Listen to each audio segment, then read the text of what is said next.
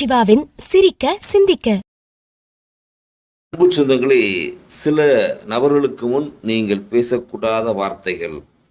ஏழைக்கு முன்னால் நின்று கொண்டு உங்களது செல்வங்களை பற்றி பேசாதீர்கள்.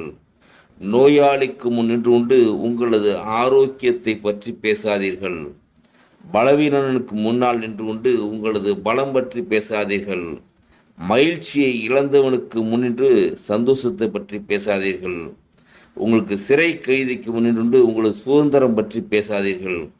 குழந்தை பாக்கிய மற்றவனுக்கு முன்னிட்டு உங்களது குழந்தைகளை பற்றி பேசாதீர்கள். அனாதைகளுக்கு முன்னின்று உங்களது பெற்றோரை பற்றி பேசாதீர்கள்.